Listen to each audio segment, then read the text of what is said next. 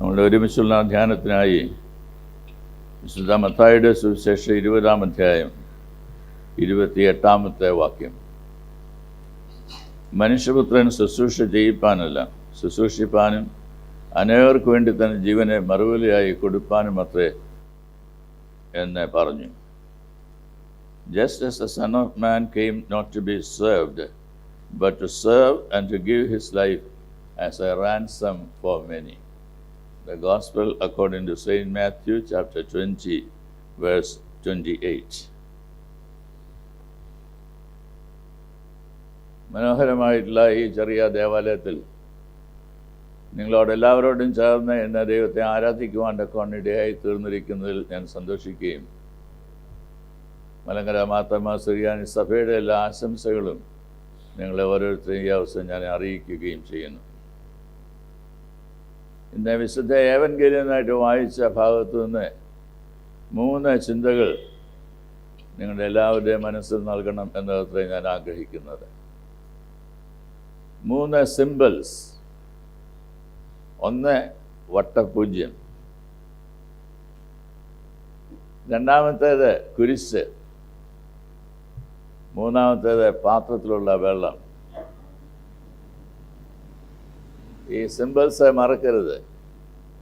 1 ഞാൻ പറഞ്ഞത് വട്ടപൂജ്യം, 2-ാമത്തെ ഞാൻ പറഞ്ഞത് കുരിശ്, 3-ാമത് ഞാൻ പറഞ്ഞത് പാത്രത്തിൽ അല്പം വെള്ളം.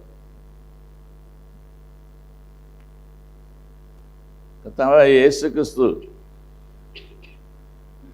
തൻ്റെ അടുത്ത് വന്നതായുള്ള സബദി പുത്രന്മാരുടെ അമ്മയോട് സംസാരിക്കുന്നതായുള്ള അവസരത്തിൽ എല്ലാവരോടുമായി പറഞ്ഞതായിട്ടുള്ള ഒരു വാക്യമാണ് ഇപ്പോൾ നാം ധ്യാനിക്കുന്നതിനായിട്ട് തിരഞ്ഞെടുത്തത്. മനുഷ്യപുത്രൻ ശുശ്രൂഷ ചെയ്യിപ്പാനല്ല, ശുശ്രൂഷിപ്പാനും അനേകർക്ക് വേണ്ടി തന്നെ ജീവനെ മറുവിലയായി കൊടുപ്പാനും അത്രേ വന്നത് എന്ന് പറഞ്ഞു.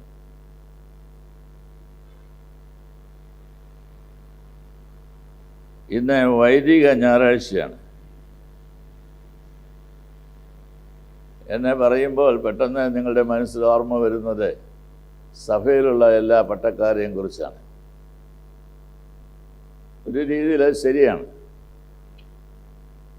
എന്നാൽ മാമോദിസ ഏറ്റതായുള്ള എല്ലാവരും തന്നെ പട്ടത്വത്തിലേക്ക് പ്രവേശിക്കപ്പെട്ടിട്ടുള്ള ആളുകളാണ്.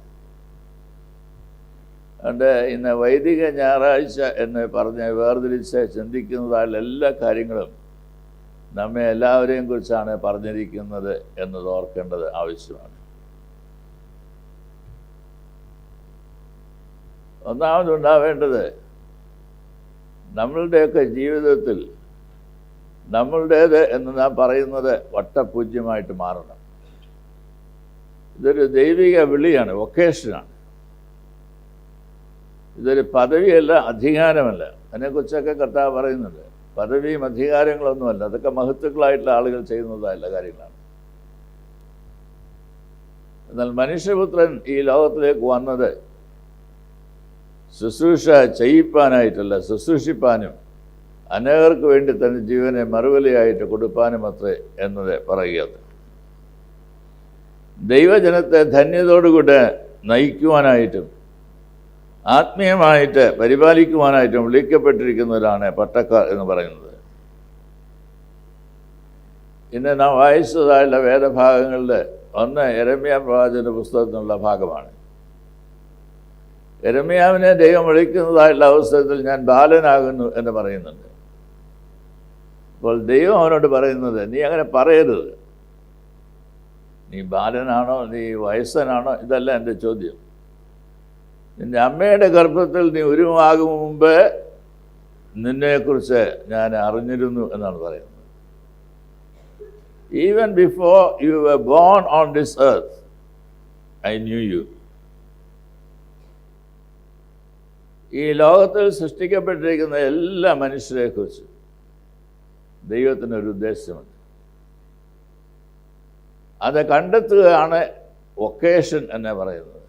എന്താണ് ഓരോരുത്തരെക്കുറിച്ചും ദൈവം ആഗ്രഹിച്ചിരിക്കുന്നത് എന്നത് കണ്ടെത്തുക. ഇത് 2 ഫസ്റ്റ് കമ്മ്യൂണിക്കൻസ് നമ്മുടെ മുമ്പിലുണ്ട്. അവരാദ്യമായിട്ട് വിശുദ്ധ കുർബാന ശുശ്രൂഷ സ്വീകരിക്കുവാനായിട്ട് പോവുകയാണ്. കമ്മ്യൂണിക്കൻ മെമ്പേഴ്സായിട്ട് തീരുവാനായിട്ട് പോവുകയാണ്.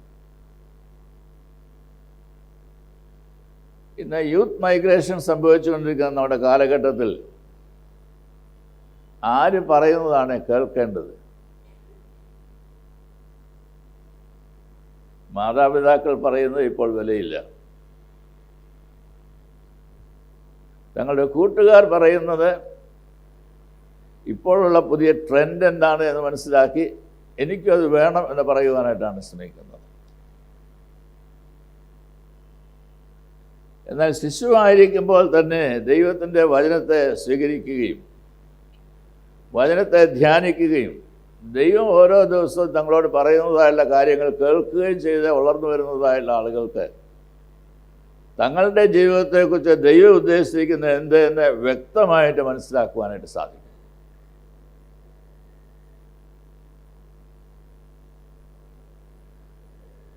ഒരു ടീച്ചറായി തീരുക എന്ന് പറയുന്നത് ഒരു വൊക്കേഷനായിരിക്കും. എങ്ങനെ ട്യൂഷനൊക്കെ എടുത്ത് പൈസ ഉണ്ടാക്കാമെന്നല്ല ചിന്തിക്കേണ്ടത്. ഇത് വൊക്കേഷനാണ്. ഒരു ഡോക്ടറായി തീരുക എന്ന് പറയുന്നതായുള്ള അവസരത്തിൽ ഞാൻ ഒത്തിരി ലക്ഷങ്ങളൊക്കെ ചിലവാക്കിയാണ് പഠിച്ചത്, അതുകൊണ്ട് ഞാൻ കുറച്ച് പൈസ ഉണ്ടാക്കാം. അല്ല, അതൊരു വൊക്കേഷനാണ്. അതുപോലെ ഓരോ തരത്തിലുള്ള നമ്മളുടെ ജീവനത്തിൻ്റേതായുള്ള മാർഗങ്ങൾ ഏതാണേലും, ഒരു കർഷകനായാലും ഒരു ബിസിനസ്സുകാരനായാലും എല്ലാം ദൈവം അവിടെ ആക്കിയിരിക്കുന്നു എന്നുള്ളതായുള്ള ബോധ്യം ഉണ്ടാകുന്നു. നിയോഗം ദൈവത്തിൻ്റേതാണ്. അതുകൊണ്ട് പൗരോഹിത്യ ശുശ്രൂഷയിലേക്ക് നാം പ്രവേശിക്കുന്നതായുള്ള അവസരത്തിൽ നമ്മുടെ ജീവിതത്തിൽ നാം വട്ടപൂജ്യമായി തീരേണ്ടതായുള്ള ആവശ്യകതയുണ്ട്. എവിടെ? എൻ്റേത്, ഞാൻ എന്ന് ചിന്തിക്കുന്നതായുള്ള എല്ലാ രംഗങ്ങളിലും വട്ടപൂജ്യമായിട്ട് തീരണം.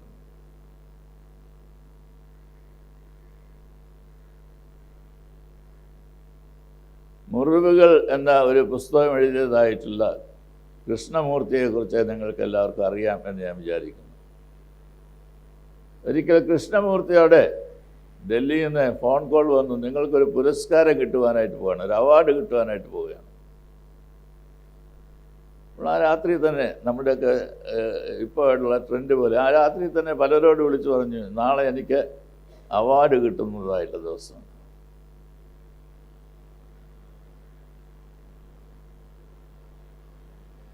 രാവിലെ തൻ്റെ വീട്ടിൽ പത്രം വരുന്നത് 9 മണിക്കേ ഉള്ളൂ. എന്നാൽ 6 മണിക്ക് മുമ്പ് റെയിൽവേ സ്റ്റേഷനിൽ പത്രം വരും. അതുകൊണ്ട് നേരം വെളുത്ത് രാവിലെ തന്നെ എഴുന്നേറ്റ് റെയിൽവേ സ്റ്റേഷനിൽ പോയി. എന്തിനാ? തൻ്റെ പടമുണ്ടോ വാർത്തയുണ്ടോ എന്നറിയാനായിട്ട്. ഇല്ലായിരുന്നു.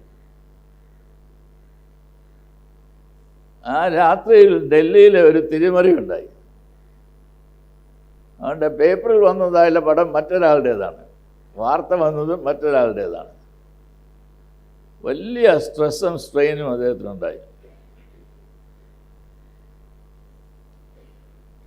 മാനസികമായിട്ട് അദ്ദേഹം തളർന്നു. പോയി ഒന്ന് കിടക്കാമെന്ന് വിചാരിച്ച് ബെഡേലേക്ക് പോയതായിട്ടുള്ള അവസരത്തിൽ ഒരു സിസ്റ്റർ അദ്ദേഹത്തെ വിളിച്ചു. നാളെ രാവിലെ യൂണിവേഴ്സിറ്റി ഹാളിനടുത്തുള്ളതായ സ്റ്റാച്യുവിൻ്റെ അടുത്ത് വരണം, ഞാനവിടെ കാണും. വേറെ ഒന്നും പറഞ്ഞില്ല. നാളെ രാവിലെ വരണം. അദ്ദേഹം ഒരുങ്ങി രാവിലെ തന്നെ അവിടെ ചെന്നപ്പോൾ സിസ്റ്റർ അവിടെയുണ്ട്. ഈ സിസ്റ്ററെ ഈ കൃഷ്ണമൂർത്തിയെ കൂട്ടിക്കൊണ്ട് പോയത് ഒരു അനാഥാലയത്തിലാണ്. അങ്ങനെയൊന്നും ഇന്ന് പറയുകയില്ല. മാതാപിതാക്കളില്ലാത്തതായിട്ടുള്ള കുഞ്ഞുങ്ങളുടെ അടുത്തേക്കാണ് കൊണ്ടുപോയത്. അപ്പോൾ അവിടെ ആ ഹാളിൽ, ആ മുറി, കുട്ടികളെ നോക്കുന്നതായിട്ടുള്ള സ്ഥലത്ത് ഒത്തിരി തൊട്ടിലുകളുണ്ട്. അപ്പോൾ അതിലെല്ലാം ഓരോ കുഞ്ഞുങ്ങൾ കിടക്കുകയാണ്. ഈ കുഞ്ഞുങ്ങളെ കാണിക്കാനായിട്ട് ഇങ്ങനെ അതിൻ്റെ ഇടയിൽ കൂടെയൊക്കെ പോകുന്നതായുള്ള അവസരം ചില കുഞ്ഞുങ്ങളൊക്കെ കരയുന്നുണ്ട്, ഉണർന്ന് കരയുകയാണ്. കുഞ്ഞുങ്ങൾക്ക് അതേ അറിയത്തുള്ളൂ, വേറെ ലാംഗ്വേജ് ഒന്നും അറിയത്തില്ല, ഒറ്റ ലാംഗ്വേജ് മാത്രം, കരയുക. അതിനിടയിൽ കൂടെയൊക്കെ കൊണ്ടുപോയതിന് ശേഷം ഒരു തൊട്ടലിൻ്റെ അടുത്ത് ചെന്ന് അവിടെ നിന്നതായിട്ടുള്ള അവസരത്തിൽ ഈ കുഞ്ഞിനെ കണ്ടോ എന്ന് ചോദിച്ചു. അപ്പോൾ ആ തൊട്ടിൽ എഴുതി വെച്ചിട്ടുണ്ട് സ്റ്റെഫി, അതാണ് ആ കുഞ്ഞിന് കൊടുത്തിരിക്കുന്ന പേര്. വളരെ മനോഹാരിത ഉള്ളതായിട്ടുള്ളൊരു കുഞ്ഞ്. കണ്ടപ്പോൾ തന്നെ വളരെയധികം സന്തോഷവും ആഗ്രഹമൊക്കെ ഉണ്ടായി. ആ കുഞ്ഞിനെ ഒന്നെടുത്ത് മാറോട് ചേർത്ത് ഉമ്മ വെച്ചാലോ എന്നുള്ളതായിട്ടുള്ളത്. അങ്ങനെ അതിശയിച്ച് നിൽക്കുന്നതായുള്ള അവസ്ഥയിൽ ഈ സിസ്റ്ററെ ആ കുഞ്ഞിനെ മൂടിയിരുന്നതായ തുണിയങ്ങ് മാറ്റി. അപ്പോൾ കണ്ടതായുള്ള കാഴ്ച, ആ കുഞ്ഞിന് 2 കൈയുമില്ല 2 കാലുമില്ല. ഇപ്പോൾ തന്നെ നിങ്ങളുടെ ചിലരുടെ പുരികമൊക്കെ വളഞ്ഞിട്ടുണ്ട്. അത് തന്നെ കൃഷ്ണമൂർത്തിക്കും സംഭവിച്ചു. വളരെയധികം സങ്കടം തോന്നി.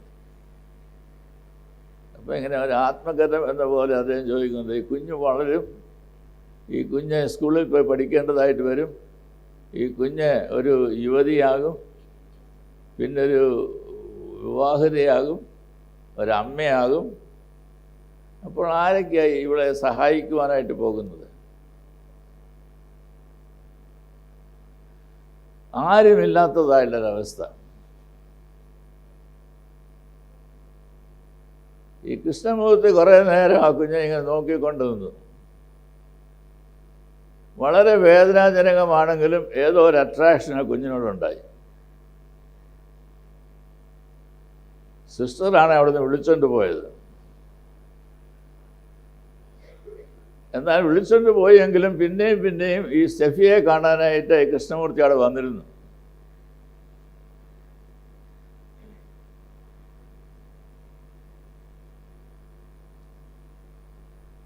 ആ കുഞ്ഞെ വളർന്നു വന്നതായുള്ള അവസരത്തിൽ യൂറോപ്പിലുള്ളതായുള്ള ദമ്പതികൾ ആ കുഞ്ഞിനെ ദത്തെടുത്തു. എന്താണ് അതിൽ നിന്ന് നമുക്ക് പഠിക്കുവാനായിട്ടുള്ളത്? മനസ്സൊന്ന് ഊഹിക്കാവാം.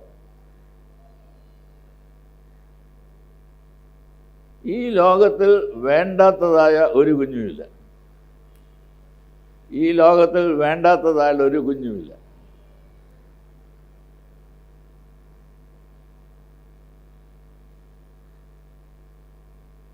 ഇവിടെ സൂര്യകൃഷ്ണമൂർത്തി തൻ്റെ മനസ്സിലെ വിചാരിക്കുന്നുണ്ട്, ജീവിതം തന്നെയാണ് ഏറ്റവും വലിയ ദൈവം തരുന്നതായുള്ള award. The very fact that you are a created being, a normal human being, that's the greatest award that you can get from God Almighty. എന്നെ കേൾക്കുന്നതായുള്ള സഹോദര സഹോദരികളെ, മാതാപിതാക്കളെ, ഇത് ജീവിതത്തിലൊന്ന് മനസ്സിലാക്കുവാനായിട്ട് സാധിക്കുമോ? ഒരു കുഞ്ഞ് ജീവിതത്തിൽ ഉളവാകുക എന്ന് പറയുന്നത് വളരെ സന്തോഷമാണ്. താഴെ പോലും വയ്ക്കാതെ കൊണ്ടു കിടക്കും കുറേ നാളത്തേക്കെങ്കിലും. പിന്നെ ഭാരമൊക്കെ വരുന്നതായുള്ള അവസ്ഥ വേറെ ആരെങ്കിലും ഒന്ന് എടുത്തിരുന്നെങ്കിൽ എന്നൊന്നുള്ള ആഗ്രഹിക്കും. ദൈവത്തിൻ്റെ ദാനമായുള്ള ഓരോ കുഞ്ഞിനെയും ദൈവം നമുക്ക് നൽകുമ്പോൾ ഒരു കുഞ്ഞിനെ നോർമലായിട്ട് ദൈവം എനിക്ക് തന്നു എന്നുള്ളതിൽ സന്തോഷിക്കുന്നതിനായിട്ട് സാധിക്കും.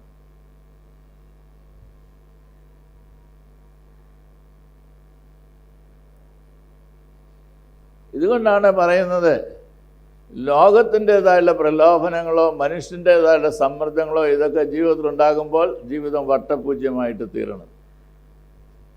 പൗലോസ് അപ്പോസ്തലൻ പറയുന്നുണ്ട്, ഞാൻ കർത്താവായ യേശുക്രിസ്തുവിനോട് ക്രൂശിക്കപ്പെട്ടിരിക്കുന്നു, ഇനി ജീവിക്കുന്നത് ഞാനല്ല, ക്രിസ്തു അത്രേ എന്നിൽ ജീവിക്കുന്നു. ഇതാണ് ഈ ലോകത്തിൽ ജനിക്കുന്നതായിട്ടുള്ള ഓരോ വ്യക്തിയിലും ഉണ്ടാവേണ്ടതായിട്ടുള്ള വസ്തുത. ക്രൂശിക്കപ്പെടണം എന്ന് പറഞ്ഞാൽ വട്ടപൂജ്യമായിട്ട് തീരണം. You should die. ഇതൊക്കെ പറയുമ്പോൾ എന്നോട് ചിലർക്കെങ്കിലും ഒരു പരുഷം തോന്നും. ഒന്നും പറയത്തില്ലെന്ന് എനിക്കറിയാം. എന്നാൽ മനസ്സിലൊരു ചെറിയ നീരസം, എനിക്കിങ്ങനെയൊക്കെ പറയാം. എന്നാൽ മനസ്സിലാക്കുന്നുണ്ടോ, നമ്മളുടെ ഓരോ ജീവിതത്തിലും when we breathe in and breathe out, there's a mechanical action going on. When we breathe in and breathe out, ഒരു നിമിഷത്തേക്ക് നമ്മൾ മരിച്ചുകൊണ്ടിരിക്കുക, ഒരു നിമിഷം മരിക്കുകയാണ്. And then we come back to life. ഒറ്റ നിമിഷം, maybe a fraction of a second മരിക്കുന്നുണ്ട്.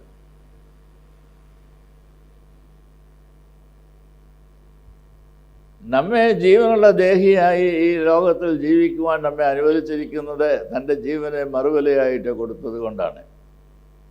Because he died on the cross. He emptied himself എന്നാണ് പറയുന്നത്. ശൂന്യമായ യേശു, ഹി എംപ്റ്റീഡ് ഹിംസെൽഫ്.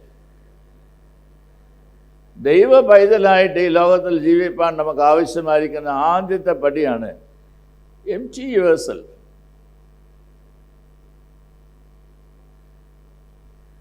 ഒരു ബുദ്ധ സന്യാസിയെ കാണുന്നതിനായിട്ട് ശിഷ്യൻ അദ്ദേഹത്തിൻ്റെ അടുത്തേക്ക് ചെന്ന്, അദ്ദേഹം ധ്യാനത്തിലിരിക്കുകയാണ്. അപ്പോൾ അദ്ദേഹത്തിൻ്റെ പാദപീഠത്തിൽ കൊണ്ടുപോയി കുറച്ച് പൂക്കളിട്ടിട്ട് മടങ്ങിപ്പോകാനായിട്ടുള്ള താല്പര്യത്തിലാണ് കയറി ചെല്ലുന്നത്. എന്നാൽ മുറിയിലേക്ക് കയറിയപ്പോൾ തന്നെ ഈ ബുദ്ധ സന്യാസി അറിഞ്ഞു ആരോ തന്നെ മുറിയിൽ കയറിയിട്ടുണ്ട് എന്നത്. നോക്കിക്കൊണ്ട് ആ സന്യാസിയോട് പറഞ്ഞു, ഡ്രോപ്പ് ഇറ്റ്. ആ ശബ്ദം കേട്ടതായുള്ള വേളയിൽ തന്നെ അറിയാതെ തൻ്റെ കൈക്കുമ്പിളിൽ നിന്ന് ഒരു കൈ താഴെ പോയി. എന്ന് പറഞ്ഞാൽ കുറേ പൂക്കൾ അതിൻ്റെ ദളങ്ങളെ താഴെ വീണു. ബാക്കി ഇത്രയെങ്കിലും ഉണ്ടല്ലോ എന്ന് വെച്ചുകൊണ്ട് അതുകൊണ്ട് ഇടാനായിട്ടുള്ള താല്പര്യത്തിൽ മുന്നോട്ട് സ്റ്റെപ്പ് വയ്ക്കുകയാണ്. അപ്പോൾ പിന്നെയും പറഞ്ഞു, ഡ്രോപ്പ് ഇറ്റ്. ഇതെന്താ ഇങ്ങനെ തന്നോട് ഗുരു ആജ്ഞാപിക്കുന്നത് എന്നതൊക്കെ വിചാരിച്ച് വളരെയധികം പ്രയാസപ്പെട്ട് നിൽക്കുന്നതായുള്ള സാഹചര്യത്തിൽ തൻ്റെ കണ്ണിൽ നിന്ന് കണ്ണുനീരൊക്കെ വരുന്നുണ്ട്. കാരണം തൻ്റെ ഒരു സ്നേഹവും അഫെക്ഷനും ഒന്നും മനസ്സിലാക്കാതെയാണല്ലോ ഇങ്ങനെ പറയുന്നത്. അപ്പോൾ ഗുരു ഒരു മന്ദസ്മിതം നൽകിക്കൊണ്ട് പറയുന്നുണ്ട്, dear, not your self but the flowers. You drop all the flowers there. അതൊന്നുമല്ല എനിക്ക് ആവശ്യം. എനിക്ക് ആവശ്യമായിരിക്കുന്നത് നിൻ്റെ സമർപ്പണമാണ്, നിൻ്റെ സ്നേഹമാണ്. You bring that over. കുറേ ഇതളുകളൊക്കെ കൊണ്ടുവന്ന് എൻ്റെ പാദപീഠത്തിൽ ഇടുന്നതാണ് എൻ്റെ സന്തോഷം എന്നല്ലേ നീ വിചാരിച്ചിരിക്കുന്നത്. തെറ്റാണ്. No, I want you, I want U.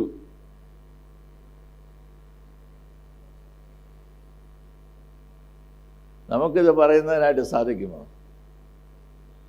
ഒത്തിരി നാളുകൾക്ക് ശേഷമാണ് ഈ പള്ളിയിൽ ഒരു മെത്രാപ്പോലിത്ത വന്നത് എന്ന് ഞാൻ വന്നു കയറിയ ഉടനെ എന്നോട് പറയുകയുണ്ടായി. അപ്പോൾ ഞാൻ നിങ്ങളോട് പറയുകയാണ്, എനിക്ക് വേണ്ടത് നിങ്ങളെയാണ്, സഭയ്ക്ക് വേണ്ടത് നിങ്ങളെയാണ്.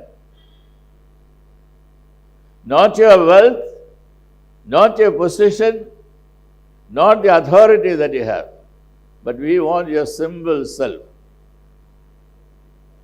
സഭയോട് ലോയലായിരിക്കുന്ന, സഭയുടെ മക്കളെന്ന് ധൈര്യത്തോടെ സന്തോഷത്തോടെ പറയുവാൻ സാധിക്കുന്നതായിട്ടുള്ള ജനത്തെയാണ് ആവശ്യം.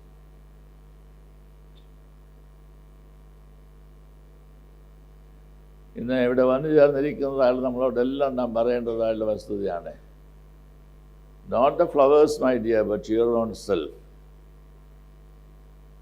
യുവർ ഓൺ സെൽഫ് വട്ടപൂജ്യമായിട്ട് തീരുന്നത് ദൈവത്തിന് വേണ്ടി സകലവും സമർപ്പിക്കുന്നതിനായിട്ടാണ്. രണ്ടാമത് ഞാൻ പറഞ്ഞു, കുരിശ്. ഈ മധുബായിൽ തന്നെ 3 കുരിശ് ഉണ്ട്. ചില സഭാവിഭാഗങ്ങളിൽ മേൽപ്പെട്ടത്വം നൽകുന്നതായുള്ള അവസരത്തിൽ ആദ്യം റഹ്മാനായിട്ടൊക്കെ ആണല്ലോ പിന്നെ മെത്രാച്ചനൊക്കെ ആക്കുന്നത്. അങ്ങനെയുള്ള സഭാവിഭാഗങ്ങളിലൊക്കെ ആ ഓർഡർ ഓഫ് സർവീസിൻ്റെ മധ്യത്തിൽ, ലിറ്റർജിയുടെ മധ്യത്തിൽ ഒരു കുരിശ കയ്യിൽ കൊടുക്കും. അതിങ്ങനെ തോളൽ വെച്ചുകൊണ്ടാണ് പിന്നെ ആ ശുശ്രൂഷയിലെല്ലാം അവിടെ നിൽക്കേണ്ടത്. കുരിശ് ധരിക്കുന്നവരായിരിക്കണമെന്ന് അതിൻ്റെ അർത്ഥം. കുരിശ് ധരിക്കുന്നവരായിരിക്കണം. നമ്മുടെ ആരാധനയ്ക്കായിട്ട് ദേവാലയത്തിൽ വരുന്നതായുള്ള അവസരത്തിലെല്ലാം കുരിശിന് അഭിമുഖമായി നിന്നാണ് നാം ആരാധിക്കുന്നത്. ഞങ്ങൾക്ക് വേണ്ടി ക്രൂശിക്കപ്പെട്ട മെസ്സിഹാ തമ്പുരാനെ ഞങ്ങളോട് കരുണ ചെയ്യണമെന്നാണ് പ്രാർത്ഥിക്കുന്നത്. കുരിശ് ഒരു ശാപവസ്തുവല്ല, കുരിശ് ഒരു അനുഗ്രഹത്തിൻ്റെതായുള്ള മുഖാന്തരമാണ്. ഞങ്ങളെ അനുഗ്രഹിക്കുവാനൊക്കെ കുരിശിൽ യാഗമായി തീർന്നതായിട്ടുള്ള ദൈവമേ, നിന്നെ ഞങ്ങൾ ധ്യാനിക്കുമ്പോൾ നീ എന്നിലും ഞാൻ നിന്നിലുമായിരിക്കുന്ന അനുഭവത്തിലേക്ക് വളരുവാൻ എന്നെ സഹായിക്കണം. അതാണ് കുരിശിൻ്റെ അനുഭവം. വൈക്കേറിയസ് സഫറിങ് എന്നാണ് നമ്മൾ സാധാരണ പറയാറുള്ളത്. എന്ന് പറഞ്ഞാൽ എന്നാ? Not the suffering for your own self. എൻ്റെ കാല് തട്ടി വിരൽ മുറിയുന്നതായുള്ള അവസ്ഥയിൽ അനുഭവിക്കുന്നതായുള്ള വേദനയെക്കുറിച്ചല്ല പറയുന്നത്. ഞാൻ ആരെയെങ്കിലും വീണ്ടെടുക്കുവാണ്ടൊക്കെ ആഗ്രഹിച്ച് ചെയ്യുന്നതായുള്ള ശുശ്രൂഷകളാണ് വൈക്കേറിയസ് സഫറിങ്. പുരയ്ക്ക് തീ വരുന്നതായിട്ടുള്ള, തീ കത്തുന്നതായുള്ള അവസരത്തിൽ ആ പുരയിലുള്ള കുഞ്ഞിനെക്കുറിച്ച് ഓർക്ക് ഓടിച്ചെന്ന് കുഞ്ഞിനെ എടുത്ത് റെസ്ക്യൂ ചെയ്യുകയും ചെയ്യുന്നതായിട്ടുള്ള ശുശ്രൂഷയാണ് വൈക്കേറിയസ് സഫറിങ്. സഫറിങ്ങിനെ കുറിച്ച് നമുക്ക് എല്ലാവർക്കും അറിയാം. എന്നാൽ മറ്റുള്ളവർക്ക് വേണ്ടി സഫർ ചെയ്യുവാനായിട്ട് നമ്മൾ എത്ര ആളുകൾ താല്പര്യപ്പെടും?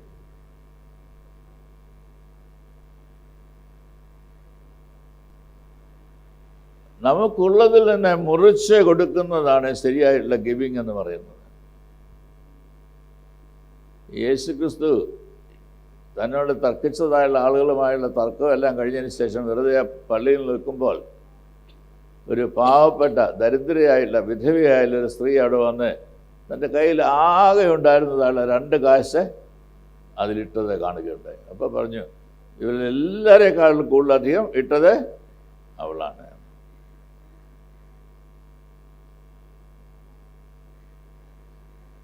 അടുത്ത നേരത്തേക്കുള്ളത് ഇല്ല എന്ന് മനസ്സിലാക്കുമ്പോൾ തന്നെ എനിക്കില്ലെങ്കിലും നിനക്ക് വേണം എന്ന് മനസ്സിലാക്കി സഫർ ചെയ്യുന്നതായിട്ടുള്ള ഒന്നിനെയാണ് വൈക്കേറിയസ് സഫറിങ് എന്ന് പറയുന്നത്.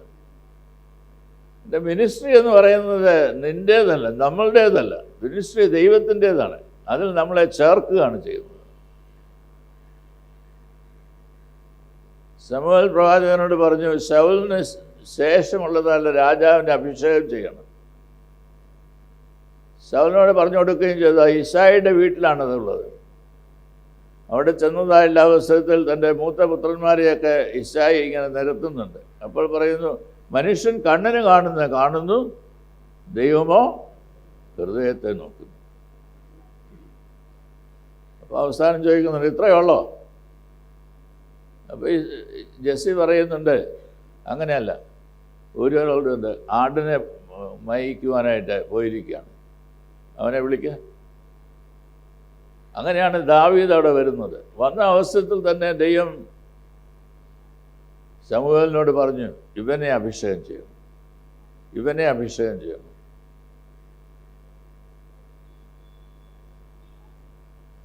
ഐ വോണ്ട് ഹിം, മറ്റാരെയും വേണ്ട, എനിക്ക് അവനെയാണ് വേണ്ടത്.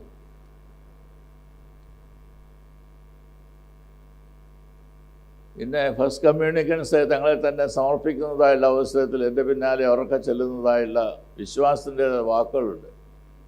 സാത്താനെ ഞാൻ ഉപേക്ഷിക്കുന്നു, മശിഹായിൽ ഞാൻ വിശ്വസിക്കുന്നു. സാത്താനെ ഞാൻ ഉപേക്ഷിക്കുന്നു, മശിഹായിൽ ഞാൻ വിശ്വസിക്കുന്നു. ഞാൻ സാത്താൻ്റേതല്ല, മശിഹായുടേതാണ്. എൻ്റെ ജീവിതം മശിഹായ്ക്ക് വേണ്ടി വേർതിരിക്കപ്പെട്ടതായുള്ളതാണ്. അതുകൊണ്ടാണ് കുർബാനയിൽ സംബന്ധിപ്പാനൊക്കെ ഇടയായിട്ട് തീരുന്നത്. കമ്മ്യൂണിക്കൻ മെമ്പറായിട്ട് തീരുക എന്ന് പറഞ്ഞാൽ കർത്താവിൻ്റെ ശരീരം ഭക്ഷിപ്പാനായിട്ടും അവൻ്റെ രക്തം പാനം ചെയ്യുവാനായിട്ടും ക്വാളിഫൈഡ് ആകുക എന്നാണ്. ആ ക്വാളിഫിക്കേഷൻ കർത്താവിൻ്റേതാണ് എന്നുള്ള ബോധ്യത്തോടു കൂടി അത് ചെയ്യാനായിട്ട് സാധിക്കും.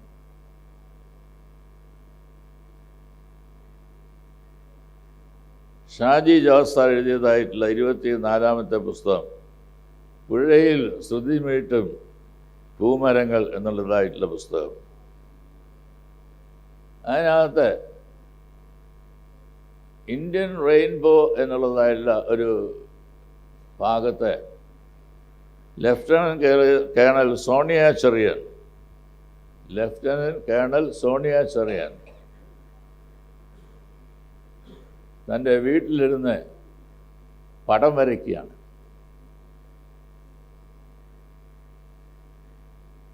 അപ്പോൾ തൻ്റെ അടുത്തുള്ള ബസ്സിലുണ്ടായിരുന്നതായുള്ള കേത്തോ എന്നുള്ളതായുള്ള ഒരു ഗിരിവർഗക്കാരൻ അവിടെ ഉണ്ടായിരുന്നുണ്ട്. അവൻ വന്ന് ഈ പടം വരച്ചുകൊണ്ടിരുന്നൊക്കെ കണ്ടു. പടം വരച്ചു കഴിഞ്ഞപ്പോൾ സോണിയായോട് പറഞ്ഞു, ഇതെൻ്റെ ലെനോയെ പോലെ ഇരിക്കുന്നു എന്ന് പറഞ്ഞു. അപ്പോൾ ഉടനെ സോണിയ ചോദിച്ചു, അതാരാ നിൻ്റെ ലെനോ? അവൻ പറഞ്ഞു, ലെനോയെ എനിക്ക് വലിയ ഇഷ്ടമായിരുന്നു, ലെനോയ്ക്ക് എന്നെ ഇഷ്ടമായിരുന്നു, ഞങ്ങൾ തമ്മിൽ വിവാഹം കഴിക്കണമെന്നാണ് ആഗ്രഹിച്ചിരുന്നത്. എന്നാൽ അവൾ അതിൽ നിന്നൊക്കെ മാറി മറ്റൊരാളെ വിവാഹം കഴിച്ചു. അവർക്കൊരു കുഞ്ഞുണ്ടായി. ഈ കൊച്ചു മറിയാമെന്നൊക്കെ പറയുന്ന പോലെ ഇപ്പോൾ അതുകൊണ്ട് ആ കൊച്ചിനെ വിളിക്കുന്നത് കൊച്ചു ലിനോ എന്നാണ്.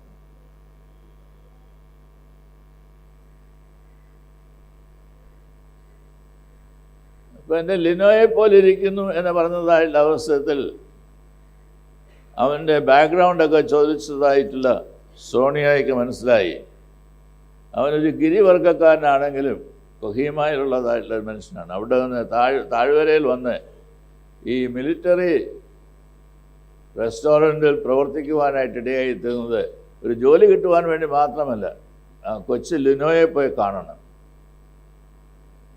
അവൻ പറയുന്നുണ്ട്, ഞാനിങ്ങനെ ഇടയ്ക്കിടയ്ക്ക് അവധി എടുക്കുന്നത് എൻ്റെ കൊച്ചു ലിനോയെ പോയി കാണാനായിട്ടാണ്. സോണിയ പറഞ്ഞു, എന്താ ഞാൻ അടുത്ത പ്രാവശ്യം ഞാനോട് വരിക. സോണിയ ഈ ആളിൻ്റെ കൂടെ അവിടെ ചെന്നതായിട്ടുള്ള അവസരം, കെത്തോയോട് ഒന്നിച്ച് അവിടെ പോയതായിട്ടുള്ള അവസരം, അവൻ്റെ കയ്യിൽ കുറച്ച് മുട്ടായിയൊക്കെ ഉണ്ടായിരുന്നു, അതുകൊണ്ട് കുഞ്ഞിന് കൊടുക്കുകയാണ്. ചെറിയ കുട്ടിയാണ്. അപ്പോൾ അവൻ്റെ കെത്തോയുടെ കൊച്ച് ലിനോയുടെ പേരൻസ് മരിച്ചുകൊണ്ടാണ് ആ കുഞ്ഞിനെ അവിടെ ആക്കിയിരിക്കുന്നത്. എന്താ മരണത്തിൻ്റെ കാരണം? രണ്ടു പേർക്കും HIV പോസിറ്റീവായിരുന്നു, മരിച്ചുപോയി. എയ്ഡ്സ് വന്ന് മരിച്ചതാണ്. അപ്പോൾ ഈ സോണിയ ഈ കെത്തോയോട് പറയുന്നുണ്ട്, നീ വിവാഹം കഴിക്കുന്നതായിട്ടുള്ള അവസരത്തിൽ നിങ്ങൾ രണ്ടുപേരും HIV ടെസ്റ്റൊക്കെ നടത്തിയതിന് ശേഷമേ വിവാഹം കഴിക്കാവുള്ളൂ. ഇവിടെയെല്ലാം വളരെ ധാരാളമായിട്ട് ആളുകൾക്ക് HIV പടരുന്നുണ്ട്. ഇപ്പോൾ കെത്തോ മറുപടിയായിട്ട് പറയുകയാണ്, മാഡം,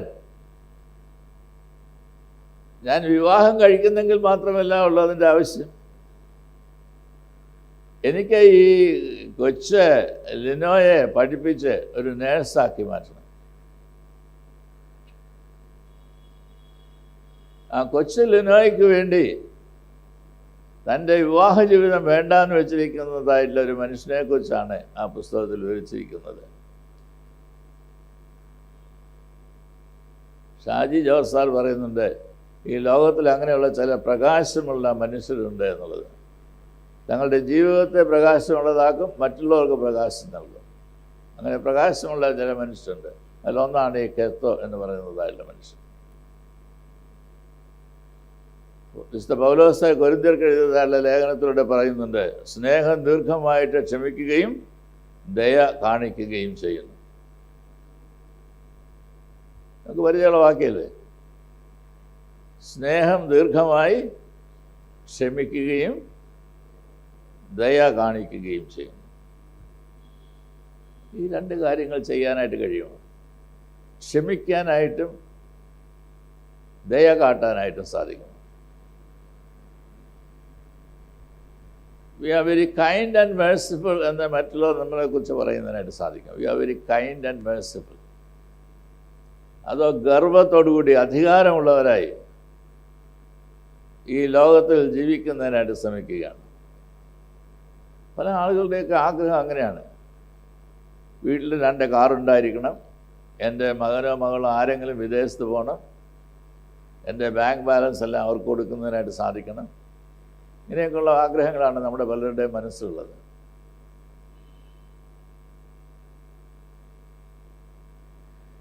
എന്നാൽ സ്നേഹം ദീർഘമായിട്ട് ക്ഷമിക്കുകയും ദയ കാട്ടുകയും ചെയ്യുന്നു എന്ന് പറയുന്ന വെർച്യൂസ് ഉള്ളവരായി, സ്വഭാവങ്ങളുള്ളവരായി ഈ ലോകത്തിൽ ജീവിക്കുവാനായിട്ട് കഴിയുമോ?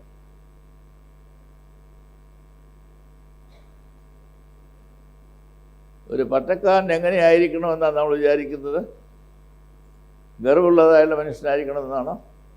അധികാരമുള്ള മനുഷ്യനായിരിക്കണമെന്നാണോ? നമ്മളോട് ദേഷ്യപ്പെട്ട് സംസാരിക്കണമെന്നാണോ? നമ്മൾ എന്തെങ്കിലും തെറ്റ് ചെയ്താൽ പോലും നമ്മളോട് ക്ഷമിക്കുകയും പൊറുക്കുകയും ദയ കാട്ടുകയും ചെയ്യുന്നതായുള്ള ഒരാളായിരിക്കണം ഞങ്ങളുടെ ഇടവപ്പെട്ടക്കാരൻ എന്നല്ലേ നമ്മൾ വിചാരിക്കുന്നത്.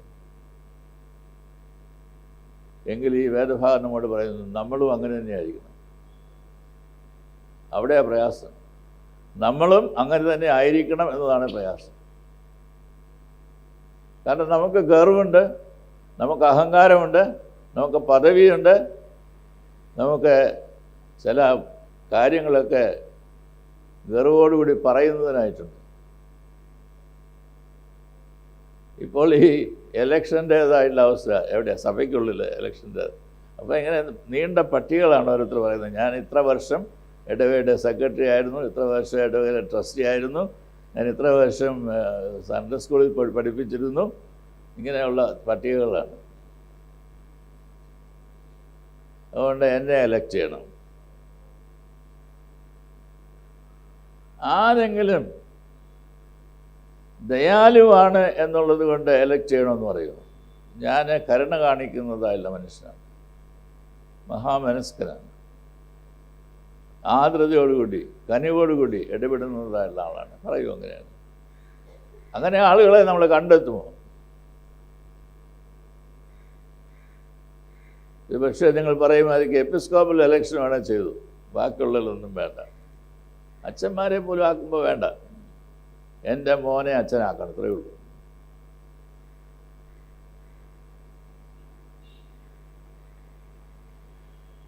മൂന്നാമത്തേത് പാത്രത്തിൽ വെള്ളമെടുക്കുന്നതായുള്ള ശുശ്രൂഷ. ഞാൻ ഈ കഴിഞ്ഞ വ്യാഴാഴ്ച 4 പേർക്കാണ് സെമ്മാശ സ്ഥാനത്തേക്ക് പട്ടം കൊടുത്തത്. ഞാൻ സ്ഥാനവസ്ത്രങ്ങളൊക്കെ ധരിച്ച് അവിടെ ഇരുന്നതായുള്ള അവസരത്തിൽ അവരിങ്ങനെ നിൽക്കുന്നത് കണ്ടു. അപ്പോൾ ഞാൻ അവരെ അടുത്ത് വിളിച്ചു. അവരൊക്കെ കമ്മീസിട്ട് നിൽക്കുകയാണ്.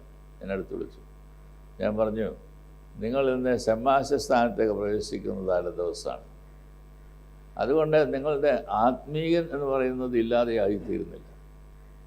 നിങ്ങൾ കുറേ കഴിഞ്ഞ് കശീശയായിട്ട് തീരും. അന്നേരം നിങ്ങൾക്ക് ഈ അൽമായൻ എന്നുള്ളതും സെമ്മാശൻ എന്നുള്ളതായുള്ള സ്ഥാനം ഒന്നും നഷ്ടപ്പെടുന്നില്ല. അതോട് കൂടിയാണ് നിങ്ങൾക്ക് നൽകുന്നത്, അതിന് മുകളിലോട്ടാണ് നിങ്ങൾക്ക് നൽകുന്നത്.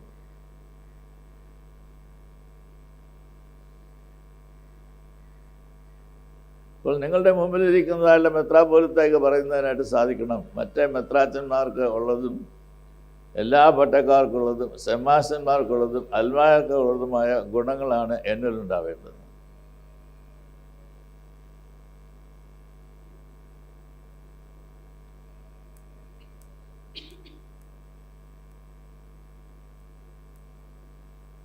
ഞാൻ കോതമംഗലത്ത് വന്നതായുള്ള അവസരവും വന്നങ്ങോട്ട് ഇരുന്നില്ല. അതിന് മുമ്പേ അതിന് ഒരു പള്ളിയിൽ നിന്ന് കുറച്ച് ആളുകൾ വന്ന് എന്നെ കാണാനായിട്ട്. എന്നാ കാര്യം നിങ്ങൾക്കറിയാമോ? തിരുമേനി പറയാതെ ഇങ്ങനെ അറിയുന്നില്ല. ഞങ്ങളുടെ അച്ഛനെ മാറ്റിത്തരണം.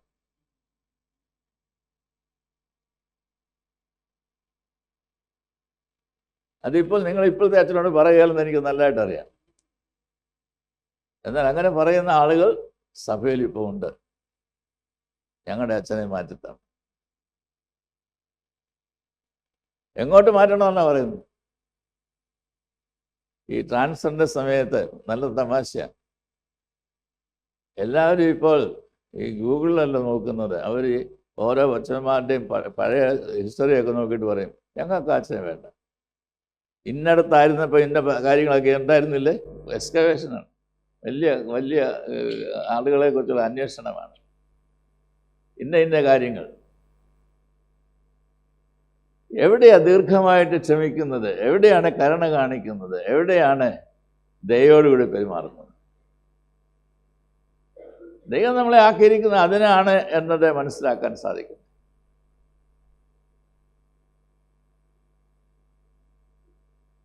അടുത്ത സമയത്ത് ഈ ബംഗാളിനെ കുറിച്ചൊരു റീലുണ്ടായിരുന്നു, നിങ്ങളൊക്കെ കണ്ടു കാണുമായിരിക്കും. ഞാൻ അതിനെക്കുറിച്ചല്ല പറയുന്നത്, വേറൊരു കാര്യം. ബംഗാളിൽ കാളിഘട്ട് എന്ന് പറയുന്നത് നല്ലൊരു സ്ഥലമാണ്, കേട്ടിട്ടുണ്ടോ? അവിടെ ഒരു ക്ഷേത്രമുണ്ട്. ആ ക്ഷേത്രത്തിൽ പണ്ട് നരഹത്യ ഉണ്ടായിരുന്നതല്ല ക്ഷേത്രമാണ്. എന്ന് പറഞ്ഞാൽ കുഞ്ഞുങ്ങളെയൊക്കെ കൊണ്ടുപോയി സ്ലോട്ടർ ചെയ്യും, ബ്ലഡെല്ലാം കാളിദേവിക്ക് കൊടുക്കും. അങ്ങനെയുള്ളതായാലും സ്ഥലം ഇപ്പോൾ ഗവൺമെൻറ് നിയമത്തോടു കൂടി നിരോധിച്ചിട്ടുണ്ട്. ഇനി ആനിമൽ സാക്രിഫൈസ് അല്ലാതെ വേറെ ഒരു സാക്രിഫൈസും പാടില്ല. അങ്ങനെ മനുഷ്യ കുഞ്ഞുങ്ങളെയൊക്കെ ഇപ്പോൾ ബലി കഴിച്ചാൽ അകത്തായിരിക്കും. ഈ കാളികെട്ടെന്ന് പറയുന്നത് ക്ഷേത്രത്തിൻ്റെ അടുത്ത് നമ്മൾക്കറിയാവുന്ന മദർ തെരേസ ഒരു ഭവനം നിർമ്മിച്ചു. അല്ലെങ്കിൽ അവിടെ ഉണ്ടായിരുന്ന കെട്ടിടമൊക്കെ അവർ ഒരു വാടകയ്ക്ക് വാങ്ങിച്ചു. നിർമ്മൽ ഹൃദയം എന്നാണ് അതിന് പേരിട്ടത്. അവിടെ ആ പ്രദേശത്തെ സാധാരണ സംഭവിക്കുന്നത് ഞാൻ മുമ്പേ പറഞ്ഞ പോലെ ഉള്ളതായെല്ലാം മാൻസ്ലോട്ടർ, ഇല്ലെങ്കിൽ അവിടെയാണ് കൊണ്ടുവന്ന് ചിത ഒരുക്കുന്നത്. അപ്പോൾ അത് ബിസിനസ്സിലൊക്കെ ഏർപ്പെട്ടിരിക്കുന്ന ആളുകളൊക്കെ ഉണ്ട്. അതിനെക്കുറിച്ചൊരു പുസ്തകം വേറെയുണ്ട്, അത് ഇന്നിപ്പോൾ പറയുന്നില്ല. എന്നാൽ ഈ കാളികെട്ടിൽ അമ്മ നിർമ്മൽ ഹൃദയം ആരംഭിച്ചതായുള്ള അവസരത്തിൽ അവിടെ ഉണ്ടായിരുന്ന കുറച്ച് ആളുകൾ പറഞ്ഞു, ഞങ്ങൾക്ക് ഈ അമ്മയെ അവിടെ ആവശ്യമില്ല, അവർ മതപരിവർത്തനം തോന്നിയിരിക്കുക, അവർ പറഞ്ഞേക്കണം. പോയി പറഞ്ഞത് പോലീസ് സൂപ്രണ്ടിൻ്റെ അടുത്താണ് പോയി പറഞ്ഞത്. അപ്പോൾ പോലീസ് സൂപ്രണ്ട് പറഞ്ഞു, നമുക്ക് അങ്ങോട്ട് പോയാൽ ഒന്ന് കാണാം.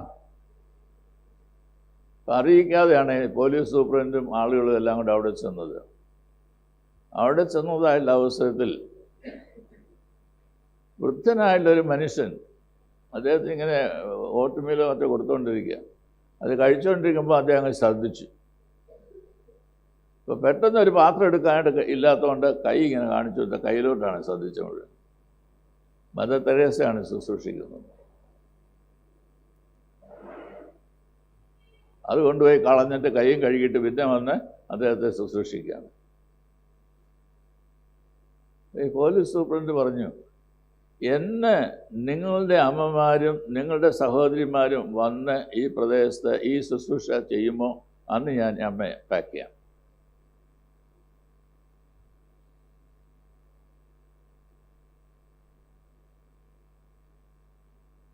ഇന്ന് ഈ ലോകത്തിൽ ക്രിസ്ത്യൻസ് എന്ന് പറയുന്നത് മൈനോറിറ്റിയാണ്. എന്നാൽ അല്പമേ വേണ്ടൂ. എന്ത്? ഉപ്പ്. അധികമൊന്നും വേണ്ട, അല്പമേ വേണ്ടൂ. രുചി വന്നാൽ മതി. അങ്ങനെയല്ലേ നോക്കുന്നത്? രുചി വന്നോ എന്നല്ലേ നിങ്ങൾ നോക്കുന്നത്? ഉപ്പിട്ട് കഴിഞ്ഞിട്ട് ക്വാളിറ്റേറ്റീവ് ഡിഫറൻസ് ആണ് നമ്മൾ ഉണ്ടാക്കേണ്ടത് ഈ ലോകത്തിൽ. Because of our life qualitative difference ഉണ്ടാക്കുന്നതിനായിട്ട് സാധിക്കും. ആ കാളികെട്ടിൽ തന്നെ ഒരു പൂജാരി ഉണ്ടായിരുന്നു. അദ്ദേഹത്തെ വയസ്സായപ്പോൾ തള്ളി, വേണ്ട ഞങ്ങൾക്ക് വേറൊരാളെ മതി, ചെറുപ്പമുള്ള ഒരാളെ മതി. അദ്ദേഹത്തിന് ക്ഷയരോഗം വന്ന് അദ്ദേഹം രക്തമൊക്കെ ഛർദ്ദിച്ച് റോഡിൽ ആരും നോക്കാനില്ലാതെ കിടക്കുന്നതായുള്ള അവസരത്തിൽ ഈ കാളികെട്ടിൽ നിർമ്മല ഹൃദയത്തുള്ള സിസ്റ്റേഴ്സ് എന്നാണ് താങ്ങിയെടുത്ത് ആ ഭവനത്തിൽ കൊണ്ടുപോയി ശുശ്രൂഷിച്ചത്.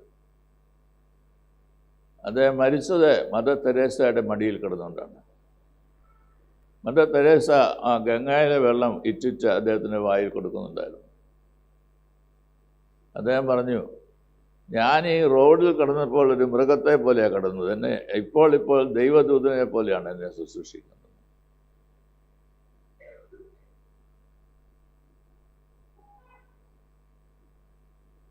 ക്വാളിറ്റേറ്റീവ് ഡിഫറൻസ് നമ്മളുടെ പ്രവർത്തനങ്ങൾ ഉണ്ടാകുവാനായിട്ട് സാധിക്കും.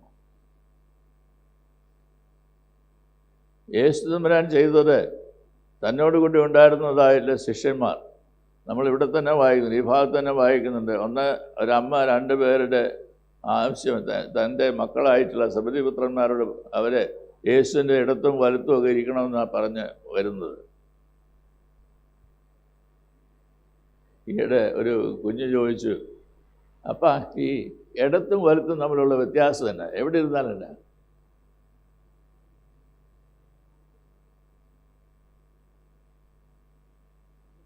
അപ്പം പറഞ്ഞു കൊടുക്കുകയാണ്, ഇടത്തോ വലത്തോ എന്നുള്ളതല്ല, നിനക്ക് ദൈവവചന പ്രകാരം ജീവിക്കുവാൻ കഴിയുമോ എന്നതാണ് പ്രധാനം.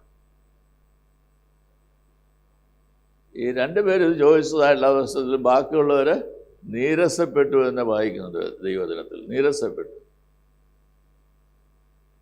ആരും കയറി വരുന്നത് നമുക്ക് ഇഷ്ടമുള്ളൊരു കാര്യമല്ല.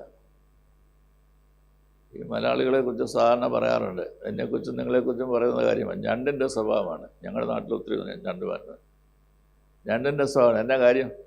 കയറി വരുന്നുണ്ടെങ്കിൽ കാലെ പിടിച്ച് താഴേക്കിടും. അതുകൊണ്ട് ഈ ഞണ്ടിനെ ഇടുന്നതായാലും പാത്രത്തിന് അടപ്പൊന്നും വേണ്ട, അത് തന്നെ കൈകാര്യം ചെയ്തോളൂ.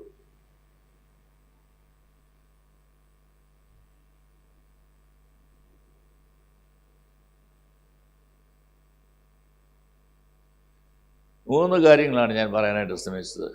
എന്തൊക്കെയാ? ഒന്ന്, വട്ടപൂജ്യമായിട്ട് തീരണം. രണ്ട്, കുരിശ് വഹിക്കുന്നതിനായിട്ട് സാധിക്കണം. മൂന്ന്, പാത്രത്തിൽ വെള്ളമെടുത്തുള്ള ശുശ്രൂഷ ചെയ്യണം. ഇതാണ് കർത്താവായ യേശു ക്രിസ്തു ഈ ഭാഗത്തിൽ പറയുന്നതിനായിട്ട് ശ്രമിക്കുന്നത്. ഇടത്തും വലത്തും ഇരിക്കണമെന്ന് പറയുന്നതായുള്ള കോൺടെക്സ്റ്റാണ് കർത്താവ് പറയുന്നത്. അത് ആർക്കുന്നത് ദൈവമാണ് നിശ്ചയിക്കുന്നത്. എന്നാൽ നിങ്ങളെ സംബന്ധിച്ച് നിങ്ങൾ ഇപ്രകാരം ഗുണങ്ങളുള്ളതായിട്ടുള്ള ആളുകളായിട്ട് തീരണം, വിശേഷതയുള്ളവരായിട്ട് തീരണം. ആ വിശേഷതയുള്ള ജീവിതത്തിൻ്റെ ഉടമകളായിട്ട് തീരുവാനായിട്ടാണ് ദൈവം നമ്മെ വിളിച്ചിരിക്കുന്നത്. നാം ദേവാലയത്തിൽ വരുന്നതും ആരാധിക്കുന്നതെല്ലാം അതിനു വേണ്ടിയിട്ടാണ്. ദൈവമേ, ദൈവരാജ്യത്തിൻ്റെ ശുശ്രൂഷകരായിരിക്കാൻ കൊണ്ട് ഞങ്ങളെ രൂപാന്തരപ്പെടുത്തുകയും നിനക്ക് ശുശ്രൂഷ ചെയ്യുന്ന നീ ഇരിക്കുന്നിടത്ത് ഇരിക്കുമെന്ന് ഞങ്ങളോട് പറഞ്ഞിട്ടുണ്ടല്ലോ. അതുകൊണ്ട് നീ ഇരിക്കുന്നിടത്ത് ഞങ്ങളും വന്നിരിപ്പാൻ്റെ കൊണ്ട് ഞങ്ങൾക്ക് കൃപ നൽകുകയും ചെയ്യണമേ എന്നത് പ്രാർത്ഥിക്കാം. തലകളെ വണക്കാം, പ്രാർത്ഥിക്കാം.